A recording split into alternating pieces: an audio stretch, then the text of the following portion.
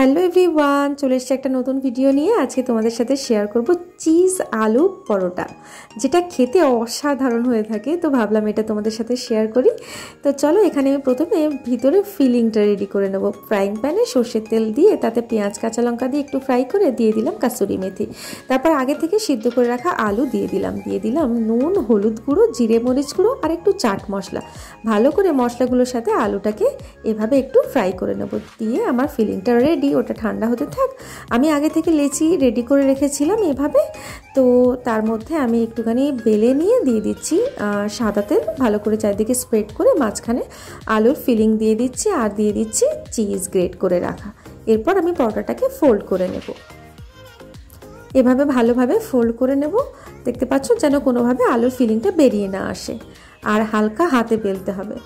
এরপর আমি ভালোভাবে চেপে চেপে অল্প আটা দিয়ে আমি বেলতে থাকবো। এমনভাবে বেলবো যাতে কোনোভাবে পরোটার ভিতরের ফিলিং না বেরিয়ে আসে। তো যাই হোক, এভাবে আমি বেলে নিয়েছি। আর এবার আমি প্রথমে একটু ড্রাই সেঁকে নেব। প্রথমেই আমি তেল বা বাটার এগুলো ইউজ করব না। তো মোটামুটি 2 পিঠ একটু সেঁকে নেওয়া হয়ে গেলে আমি দিয়ে দিলাম বাটার। তোমরা বাটার বা সাদা তেল দুটো ইউজ করেই তোমরা পরোটা ফ্রাই করে নিতে পারো। দেখতে পাচ্ছ কি সুন্দর ফুলে গেছে। আর এটা কিন্তু খেতে যেমন সুন্দর হয় আর সেরকম সফটও হয়। আমার তো পরোটা সফট হলে ভীষণ ভালো লাগে।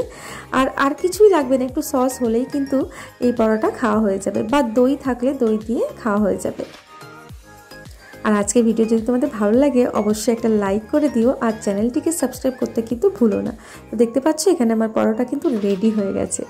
তোমরা চাইলে কিন্তু চিজ পরোটা করতে গেলে আলুর জায়গায় শুধু চিজ দিয়েই কিন্তু পরোটাটা বানিয়ে নিতে পারো, বা চিজ ছাড়াও করতে পারো। সেক্ষেত্রে তোমরা শুধু আলুর ফিলিংটা দিলেই হয়ে যাবে।